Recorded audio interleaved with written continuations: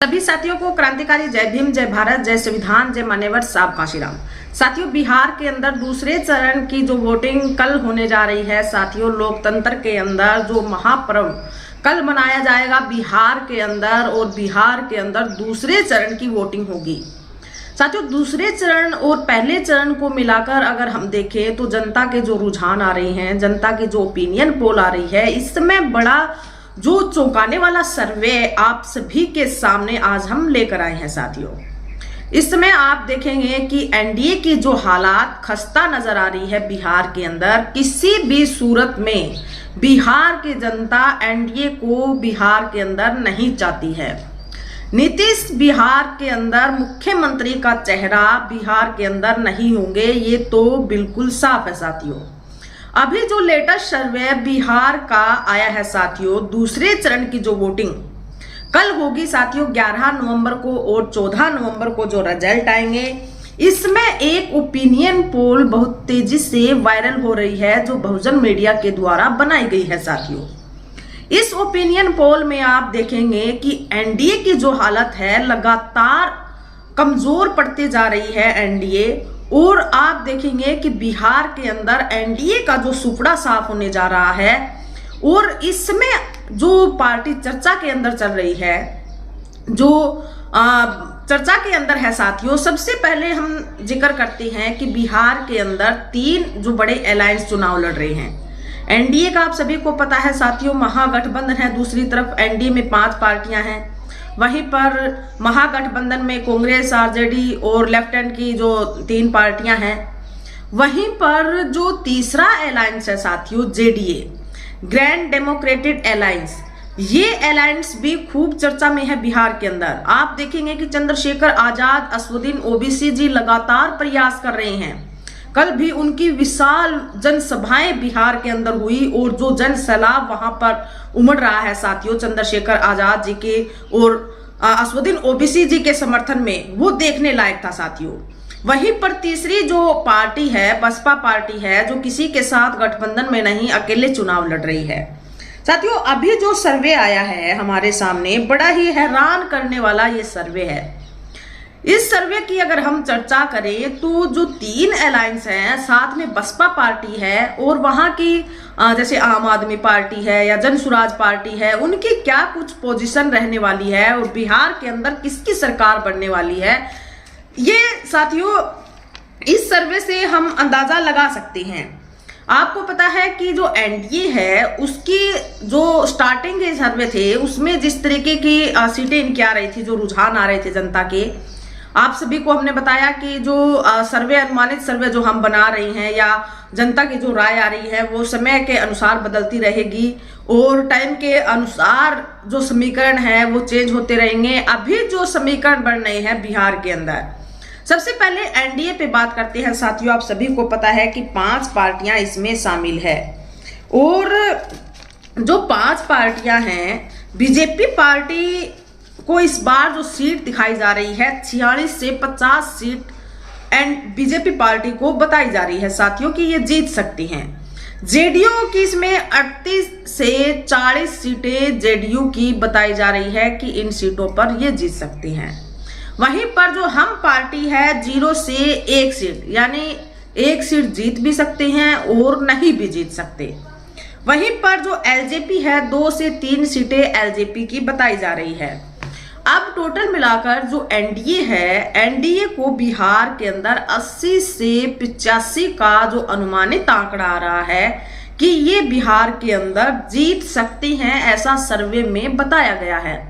अब कंफर्म ही जीतेंगे ये कोई डिसाइडेड नहीं है साथियों, ये अनुमानित आंकड़ा है और 80 से 85 सीटें बताई जा रही है। वहीं दूसरी तरफ जो महागठबंधन है, इसमें आप आरजेडी जो है वो बड़े मजबूत नजर आ रही है साथियों। तेजस्वी यादव का जिस तरीके से नाम चर्चा में चल रहा है और तेजस्वी यादव जी ने खुद दावा किया है कि वो 18 नवंबर को मुख्यमंत्री की शपथ लेंगे। अभी तेजस्वी यादव खूब चर्चा में है बिहार के अंदर और आरजेडी को जो सीट बताई जा रही है 90 से 95 सीटें आरजेडी की बताई जा रही है बिहार के अंदर। कि 90 से 95 सीटों पर आरजेडी के प्रत्याशी जीत हासिल करेंगे। वहीं पर कांग्रेस पार्टी ने भी सीटों पर इजाफा किया है और 25 से 30 सीटें कांग्रेस पार्टी की बताई जा रही हैं कि इन सीटों पर कांग्रेस पार्टी के प्रत्याशी जीत हासिल करेंगे।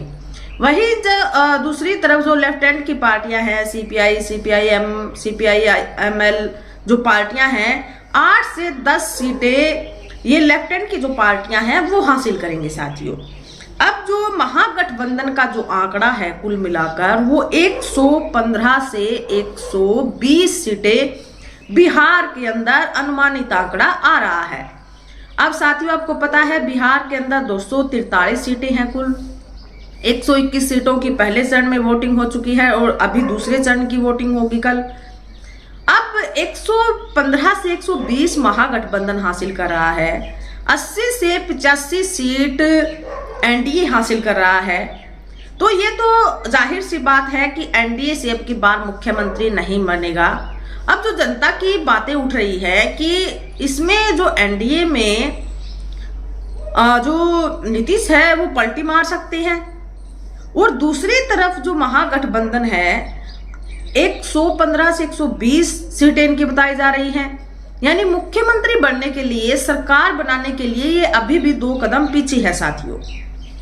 अब तीसरा जो अलायंस है जिसका कोई जिक्र नहीं किया जाता, जो पार्टियां हैं उनका कोई जिक्र नहीं किया जाता सर्वे में, उनकी पोजीशन देखें तो इसमें जेडीए में ग्रांड डेमोक्रेटिक अलायंस जिसमें 3 पार्टियां हैं, चंद्रशेखर आजाद जी की एएसपी पार्टी, स्वामी प्रसाद मौर्य जी की पार्टी और एआईएमआई पार्टी साथियों असदुद्दीन ओवैसी जी की पार्टी।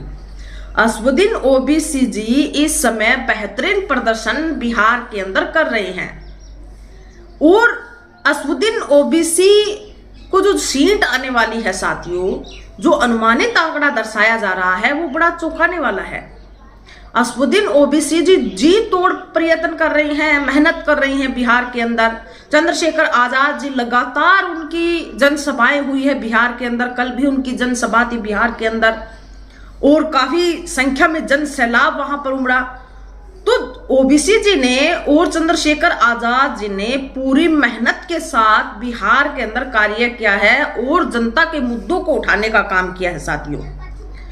मुद्दों की राजनीति देखेंगे तो जेडीए के अंदर आप सभी को देखने को मिलेगी साथियों।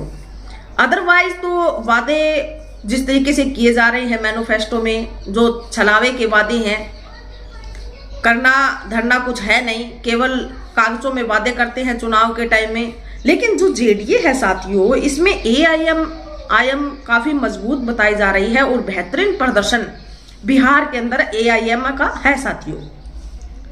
जो एआईएम की सीट बताई जा रही है बिहार के अंदर 12 से 15 सीटें असदुद्दीन ओवैसी जी अकेले जीतेंगे साथियों।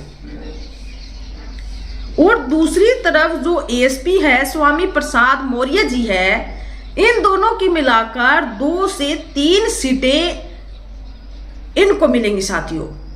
तो बिहार के अंदर 15 से 18 का जो आंकड़ा जेडीए के पक्ष में आ रहा है। वहीं पर जन स्वराज पार्टी है साथियों, 1 से 2 सीटें जन स्वराज पार्टी की भी बताई जा रही हैं कि यहां से प्रत्याशी जीत सकते हैं। और थर्ड जो एक नेशनल पार्टी है साथियों, बसपा पार्टी, बहुजन समाज पार्टी, उसकी पोजीशन भी बिहार के अंदर काफी अच्छी है। आकाश आनंद जी लगातार बिहार के अंदर जनसभाएं कर रही हैं, बहन जी की रैली बिहार के अंदर हुई और जो आकाश आनंद जी की मेहनत, जिस तरीके से कार्यकर्ता और पदाधिकारी जिस तरीके से मेहनत कर रही हैं, जिसका कहीं कोई जिक्र नहीं आ रहा, लेकिन बड़ा बेहतरीन प्रदर्शन बिहार के अंदर इस समय बसपा कर रही है साथियों। और 15 से 18 सीटें बसपा पार्टी की बताई जा रही है कि बिहार के अंदर बसपा पार्टी के प्रत्याशी जीत हासिल करेंगे 15 से 18 सीटों पर। अब जो बसपा पार्टी का जो नेगेटिव पॉइंट है साथियों, बसपा पार्टी के प्रत्याशी जीतते तो हैं, लेकिन जीतने के बाद वो अदर पार्टियों में चले जाते हैं, पार्टी के साथ गद्दारी कर जाते हैं। तो कहीं ऐसा ना हो कि जो 12 से 15 सीटें जो अनुमानित आंकड़ा बताया जा रहा है वो जीत हासिल करे और वो किसी और पार्टियों का दामन थाम ले। हालांकि अब की बार ऐसा होने की संभावना बहुत कम है। बड़ी रणनीति और प्लानिंगों के तहत अब की बार प्रत्याशियों को उतारा गया है।